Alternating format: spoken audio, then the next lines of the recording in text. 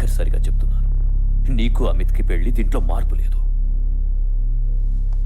నువ్వు వాడిని కలవకుండా ఉంటే వాడికే మంచిది.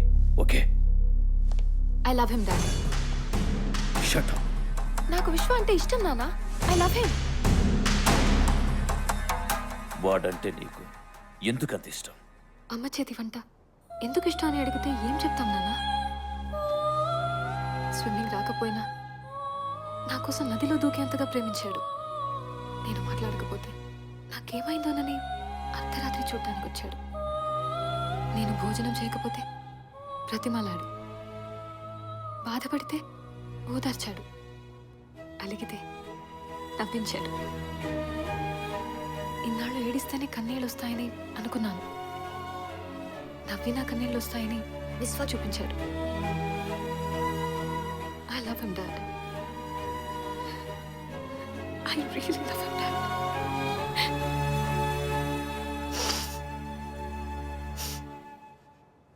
అమ్మ పోయాక ఇవాళ నేను నవ్వుతున్నాను నాన్న. ఇది నేను చెప్తే గానీ మీకు తెలియదు. ఎందుకంటే నేను ఎలా ఉన్నాను, ఏం కోరుకుంటున్నాను తెలుసుకునేంత టైం మీకు లేదు. ఇవాళ మీలాంటి ఇంకో వ్యక్తితో నాకు పెళ్లి చేస్తానంటే నో. నాకు అమిత్ వద్దు. విశ్వ కావాలి. విశ్వే కావాలి. అయిపోయిందా? అయిపోయిందా?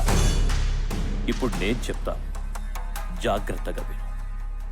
అమిత్తోనే నీ పెళ్లి. పెళ్లి డేట్లో కానీ నా నిర్ణయంలో కానీ మార్పు లేదు, రాదు.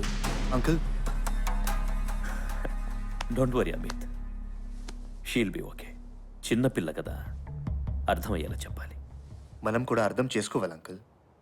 అతని గురించి ఇంతగా చెప్తుందంటే మీరు సారి కలిస్తే బెటర్ ఏమో. వాట్? ఇది జీవితం, మన బిజినెస్ కాదు.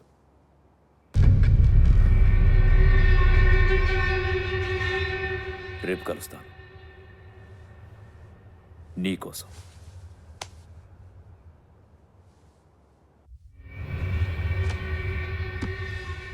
వీడిని చంపాలి.